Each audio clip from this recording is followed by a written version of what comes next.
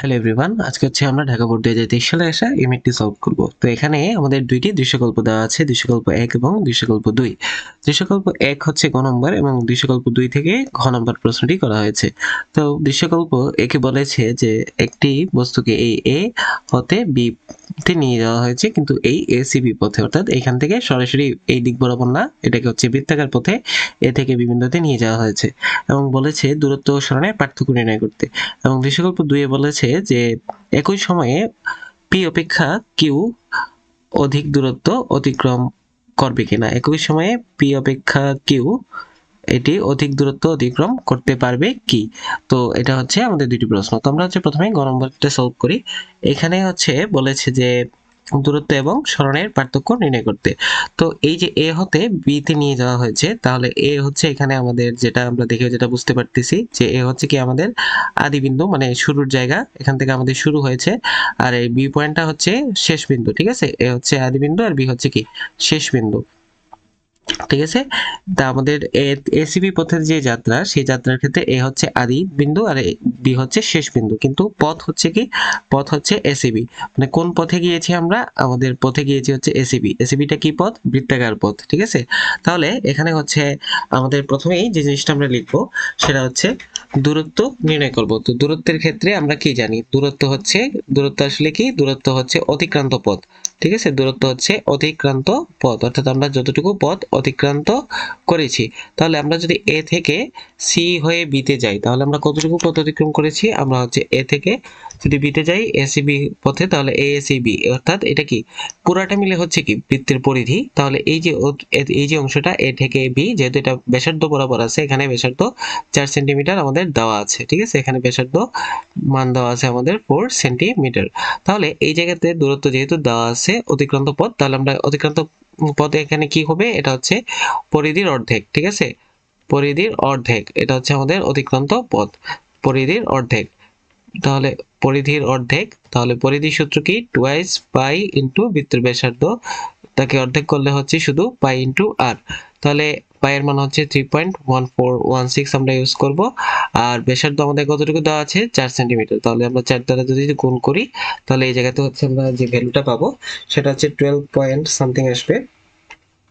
তো এটা হচ্ছে আমরা যদি ক্যালকুলেটরে গুণ করি, তাহলে হচ্ছে আসবে 3.1416 ইন্টু 4, তাহলে এটা আসবে 12.56। তাহলে এটি হচ্ছে আমাদের অতিক্রান্ত পথ বা দূরত্ব আমরা বের করে ফেলেছি। এবার হচ্ছে আমাদের বের করতে কি, সরণ। এবার হচ্ছে সরণ বের করব আমরা। তো সরণের ক্ষেত্রে আমরা কি ভাবে বের করব, সরণ হচ্ছে আদি বিন্দু ও শেষ বিন্দু মধ্যবর্তী সরলরৈখিক দূরত্ব। আদি বিন্দু ও শেষ বিন্দুর মধ্যবর্তী সরলরৈখিক দূরত্ব, আদি বিন্দু ও শেষ বিন্দুর মধ্যবর্তী সরলরৈখিক দূরত্ব। তাহলে এটার দ্বারা আমরা কি বোঝাচ্ছি, আমরা হচ্ছে বৃত্তাকার যে পথে গিয়েছি সেই পথের যে দৈর্ঘ্যটা, সেটা এক্ষেত্রে আমরা হিসাব করব না, কারণ আমরা হচ্ছে আদি বিন্দু এবং শেষ বিন্দুর মধ্যকার সরলরৈখিক দূরত্ব যেটা আছে হবে সেটা হচ্ছে হিসাব করব। তাহলে আমরা যদি আমার চিত্রে ফেরত যাই, তাহলে এইখানে আমাদের কি হবে, আমাদের অতিক্রান্ত যে পথের ক্ষেত্রে এখানে আমাদের এ থেকে যদি আমরা বিতে যাই, তাহলে এ থেকে যদি আমরা বিতে যাই, তাহলে এই যে ডিস্টেন্সটা, এটাই হচ্ছে আমাদের সরণ। এসিবি হয়ে গেলেও আমাদের আদি বিন্দু এটা, শেষ বিন্দু হচ্ছে এই বি পয়েন্টটা। তাহলে এ আর বি মধ্যবর্তী সরলরৈখিক দূরত্ব কি, আসলে এখানে বৃত্তের ব্যাস, ঠিক আছে। তাহলে এই জায়গাতে সরলরৈখিক দূরত্বটা কি হয়ে যাবে, সরলরৈখিক দূরত্বটা হয়ে যাবে বৃত্তের ব্যাসের সমান, ঠিক আছে। সরলরৈখিক দূরত্ব ইকুয়ালস টু কি হবে, বৃত্তের ব্যাস।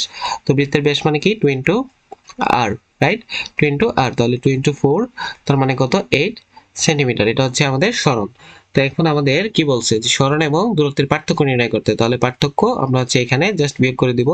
পার্থক্য কি হবে, পার্থক্য হচ্ছে 12.56 মাইনাস 8, তার মানে কি 4.56 সেন্টিমিটার। এটা হচ্ছে আমাদের যে প্রশ্নে যেটি বলেছে যে তাদের মধ্যবর্তী পার্থক্য কত, সেটি আমরা বের করে ফেললাম। তো এইবার হচ্ছে আমাদের মেথড, আমাদের ঘ নম্বর প্রশ্নে কি বলেছে দেখো, যে একই সময়ে, হ্যাঁ, দৃশ্যকল্প 2 এ একই সময়ে টাইম কিন্তু সেম, পি অপেক্ষা কিউ অধিক দূরত্ব অতিক্রম করতে পারবে কিনা, ঠিক আছে। এখন আমরা উদ্দীপকে যদি যাই, ওকে যেটা, এটা হচ্ছে পি এরটা, ঠিক আছে। ওকে যেটা সেটা পি এরটা, আর ওএল যেটা, এই যে ওএল রেখা যেটা, সেটা হচ্ছে কিসের, কিউ এর। কি নির্দেশ করতেছে, বেগ বনাম সময়। তো আমরা হচ্ছে এটা হচ্ছে থিওরিটিক্যালি কিভাবে বুঝতে পারি, দেখো আমরা এখানে যেহেতু পি এর ডাটা দেওয়া আছে 6 সেকেন্ড পর্যন্ত পি এর মান দেওয়া আছে, অর্থাৎ ষষ্ঠ সেকেন্ডে পি এর বেগ কত হয়, পি এর বেগ হচ্ছে 80। আর ষষ্ঠ সেকেন্ডে যে এল আছে অর্থাৎ কিউ, এই গ্রাফে যদি দেখো তার বেগ হচ্ছে এই জায়গাতে, ঠিক আছে। এই বেগের ভ্যালু কত এখানে কিন্তু এটা ক্লিয়ারলি বোঝা যাচ্ছে না গ্রাফ থেকে, রাইট। তো এইবার হচ্ছে আমরা এখানে দেখেই বুঝতে পারতেছি যে বেগ ভার্সেস যে ত্বরণ, এই ত্বরণের এই জায়গাতে যদি দেখো, এই জায়গাতে দেখো আমরা এখানে ঢালের মান বেশি, এখানে ঢালের মান হচ্ছে কম, ঠিক আছে। যেখানে হচ্ছে ঢাল বেশি অর্থাৎ ত্বরণের মান বেশি, বেগ বনাম সময়ের যে লেখচিত্রের যে ঢাল সেটা হচ্ছে ত্বরণ নির্দেশ করে, রাইট। তাহলে যেখানে ত্বরণ বেশি সেটা হচ্ছে কি একই সময়ে অধিক দূরত্ব অতিক্রম করবে, যেহেতু উভয়ের আদিবেগ কত 0। তো এটা হচ্ছে আমরা থিওরিটিক্যালি বুঝতে পারি, রাইট। তো এখন হচ্ছে আমরা ম্যাথমেটিক্যালি কিভাবে দেখাই এটা বিষয়টা কিভাবে হবে। তো আমরা প্রথমে লিখবো যে ঘ নম্বরের সলিউশনে হচ্ছে আমরা এইভাবে লিখতে পারি যে এখানে হচ্ছে কি যে আমরা হচ্ছে প্রথমে পি এর ক্ষেত্রে, ঠিক আছে, পি এর ক্ষেত্রে অতিক্রান্ত দূরত্ব।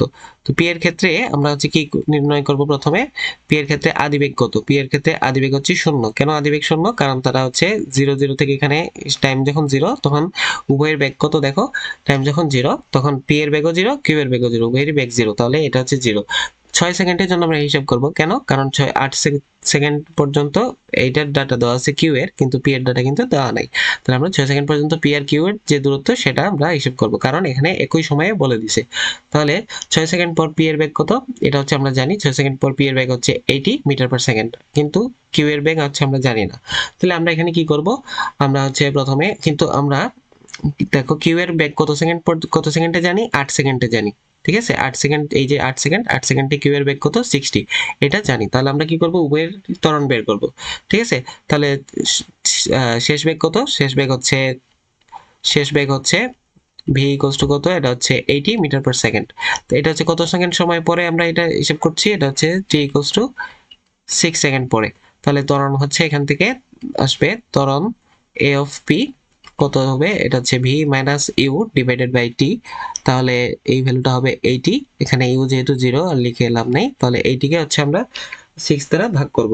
তাহলে এই ক্ষেত্রে ভ্যালু আসবে 80 ডিভাইডেড বাই 6, যার মানে হচ্ছে 13 point something, 13.33 metre per second square, ঠিক আছে। তারপরে আমরা হচ্ছে এবার কি করব, 6 সেকেন্ডে পি কর্তৃক অতিক্রান্ত দূরত্ব বের করব, ঠিক আছে। 6 সেকেন্ডে পি কর্তৃক অতিক্রান্ত দূরত্ব, তাহলে এটা আমরা কোন সূত্র দিয়ে বের করব, আমরা হচ্ছে সময় জানি, ত্বরণ জানি, আমরা হচ্ছে ইজিলি এটা বের করে ফেলতে পারবো এখান থেকে যে ডিস্টেন্স এস অফ পি এটা কত হবে, এটা হচ্ছে U T plus half A T square. এটা হচ্ছে আমরা U plus B divided by 2 এই সূত্র দিয়ে বের করতে পারবো, U plus B divided by 2 into T, কারণ আমরা শেষ বেগ হচ্ছে এইটি জানি, ইউ হচ্ছে 0, 2 দিয়ে ভাগ যদি করি, আচ্ছা আমরা আগে এটা করে দেখাচ্ছি, এখানে ইউ 0, তাহলে এই টার্মটা পুরোটাই 0 হয়ে যাবে, শূন্য দ্বারা কিছু গুণ করলে সেটা 0। তাহলে হাফ ইন্টু জাস্ট এই টার্মটা থাকবে, হাফ ইন্টু এ এর মান কত, এ এর মান হচ্ছে 13.33 এবং টি এর মান হচ্ছে 6 স্কয়ার, মানে হচ্ছে 36। তো আমরা যদি এটা ক্যালকুলেট করি তাহলে কি আসে, 0.5 ইন্টু 36 ইন্টু 13.33, যার ভ্যালু হচ্ছে 240 মিটার, ঠিক আছে। এটা হচ্ছে 240 মিটার, অলমোস্ট 240 মিটার আসবে। তাহলে আমরা যদি এই পদ্ধতিতে করি u plus v divided by 2, এটা হচ্ছে আমাদের মেথড 2 দিয়ে যদি করি তাহলে কি হবে, 80 ডিভাইডেড বাই 2 ইন্টু 6, তাহলে এটা দ্বারা যদি কাটি 3 ইন্টু 80 কত 240, ঠিক আছে, 240 মিটার। তাহলে এই যে সেম ভ্যালু আসতেছে, রাইট। তাহলে আমরা এইভাবে করতে পারি। তো এই জায়গাতে হচ্ছে আমরা কিউ এর ক্ষেত্রে এবার বের করব। তো কিউ এর ক্ষেত্রে হচ্ছে অতিক্রান্ত দূরত্ব বের করে আমরা দেখব যে বেশি হচ্ছে না কম হচ্ছে। তাহলে আদিবেগ কত, আমরা দেখছি দুইটারই আদিবেগ কত ছিল 0, তাহলে আদিবেগ হচ্ছে 0। তারপর শেষ বেগ কত, শেষ বেগ হচ্ছে কত 60 মিটার পার সেকেন্ড। কেন 60? কারণ হচ্ছে 8 সেকেন্ডের যে সময় তার বেগ হচ্ছে 60, এটা সময়টা হচ্ছে কত সেকেন্ড, সময় হচ্ছে টি এর মান হচ্ছে এখানে 8 সেকেন্ড, ঠিক আছে। তাহলে এখানে এ এর মান আমরা বের করব কিভাবে, ত্বরণ এ অফ কিউ সেটা হচ্ছে V minus U divided by T. তাহলে এখানে ভ্যালুটা কত আসতেছে, এখানে হচ্ছে 60 মাইনাস 0 ডিভাইডেড বাই হচ্ছে 8, তাহলে 60 কে যদি আমরা 8 দ্বারা ভাগ করি তাহলে এই ক্ষেত্রে ভ্যালুটা আসতেছে 60 ডিভাইডেড বাই 8, তার মানে হচ্ছে 7.5, এটা আসতেছে 7.5 metre per second square, 7.5 metre per second square. তাহলে আমরা দেখতে পাচ্ছি, দেখো এখানে কিউ এর ত্বরণ থেকে পি এর ত্বরণ বেশি, রাইট? তাহলে পি এর ত্বরণ হচ্ছে 13 দশমিক সামথিং আর কিউ এর ত্বরণ হচ্ছে কত 7.5। যেহেতু উভয়ের আদিবেগ 0, তাহলে একই সময়ে কার বেগ বেশি বাড়বে? অবশ্যই যার ত্বরণ বেশি তার বেগ বেশি বাড়বে। যার ত্বরণ বেশি তার প্রতি সেকেন্ডে বেশি বেগ বাড়তেছে, তাহলে সে দূরত্ব বেশি অতিক্রম করবে, কারণ বেগ কি? বেগ হচ্ছে 1 সেকেন্ডে অতিক্রান্ত দূরত্ব। ঠিক আছে, তাহলে আমরা হচ্ছে কিউ এর দূরত্ব বের করি। দূরত্ব কিউ এর দূরত্ব কোন সূত্র দিয়ে বের করবো? জাস্ট আগের সূত্র, ইউটি প্লাস হাফ ইন্টু এ টি স্কোয়ার।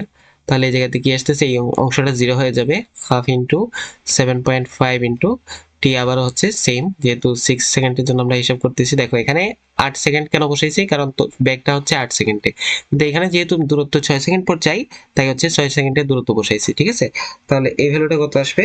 এটা হচ্ছে 135। ঠিক আছে, 135 মিটার পার 135 মিটার হবে। ঠিক আছে, এখানে মিটার পার কিছু হবে না, মিটার হবে। তাহলে দেখো পি এর দূরত্ব হচ্ছে কি? পি এর দূরত্ব হচ্ছে গ্রেটার দেন কিউ এর দূরত্ব। তাহলে প্রশ্ন বলেছিল কি অধিক দূরত্ব অতিক্রম করতে পারবে কিনা কিউ, ও উত্তর হচ্ছে পারবে না। ঠিক আছে, তাহলে এই হচ্ছে আমাদের এমএনটির সলভ। তো don't forget to subscribe for more videos.